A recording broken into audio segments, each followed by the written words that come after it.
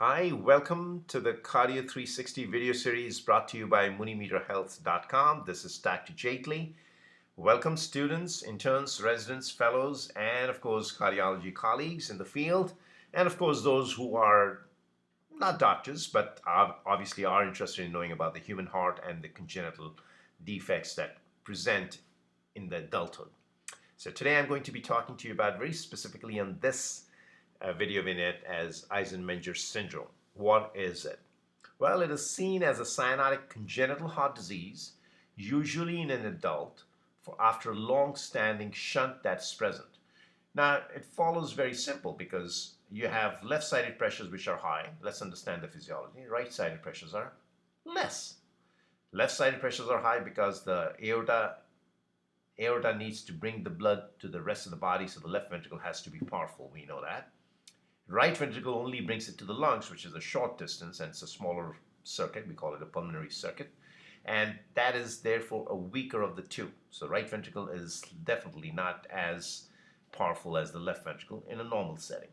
Now, even when you have a defect, originally when the shunt is, whether it's in the interatrial shunt, and we call it ASD, or if it's a ventricular shunt like here in the bottom of the picture, it's called a VSD, ventricular septal defect, or atrial septal defect.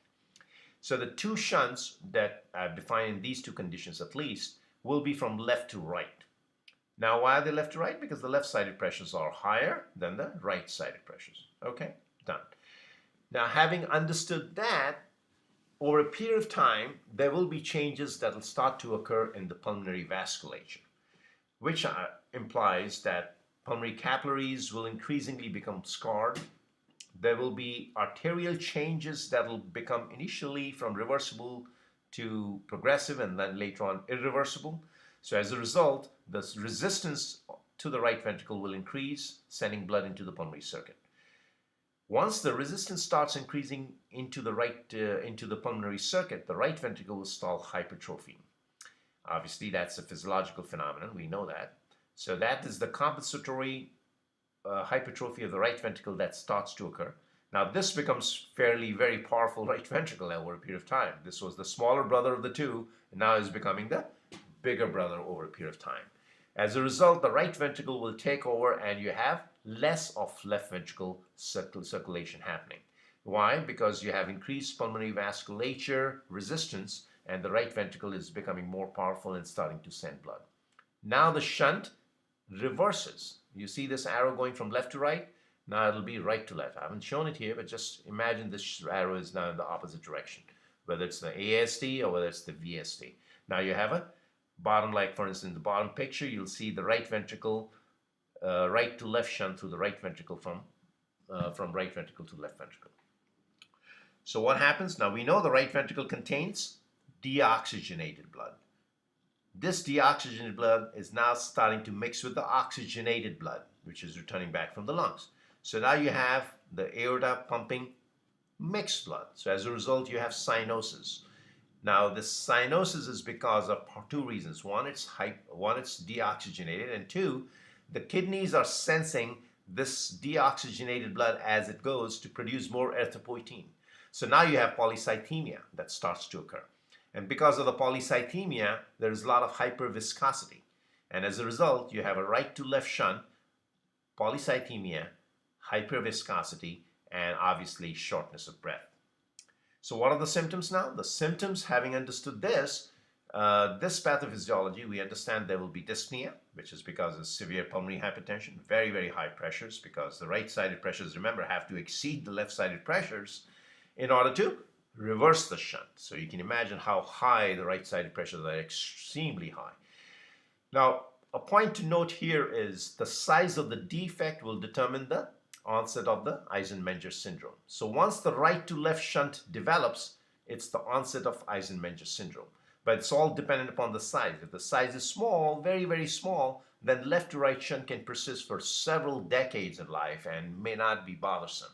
But it's just that the size of the defect will eventually, in other words, will define when the Eisenmenger syndrome occurs. That is the reversal of the shunt from left to right now to right to left. Okay, so that's Eisenmenger. Now, On examination, one finds obviously cyanosis and therefore clubbing of the nails. There will be an A wave in the JVP and right ventricular heave, which will be palpable. Now, these facts are of interest to the students specifically. Palpable P2, a loud P2 because of the increased pulmonary hypertension. There might be an ejection click, and then there will be a diastolic murmur from the pulmonary regurgitation because much of the blood is also leaking back into the right ventricle during diastole. Okay. Diagnosis is very simple. It occurs by diagnosis is confirmed by an echo, where one sees right ventricular hypertrophy, where one sees the reversal of the shunt, the size of the defect, and elevated pulmonary arterial pressures. That clinches the diagnosis.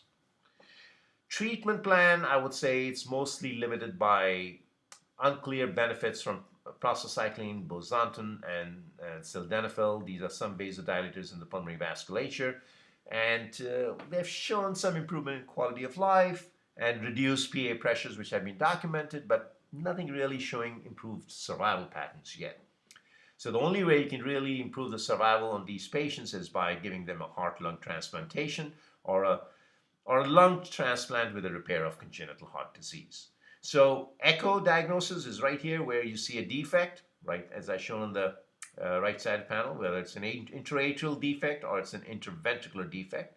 In either of these two views, this is the long axis views, which is parasternal, and this is an apical four-chamber view, from where one can actually determine the size of the defect, the shunt, and of course the amount of the shunt that's traversing through the defect. One point to note, it's the percentage of the entire cardiac output, which will determine how quickly the Eisenmenger syndrome will occur. For instance, if I have a case which has only 1%, 2%, 3% of the cardiac output which is going across these defects, the chances are Eisenmenger syndrome will either never occur during the life or will be very, very late in life, if at all it occurs. But if you have a 20%, 25% of the cardiac output now going through the shunt, that means the size of the defect is rather large, then one would expect the shunt to occur, rather reverse quickly, and therefore Eisenmenger will occur in a matter of few years.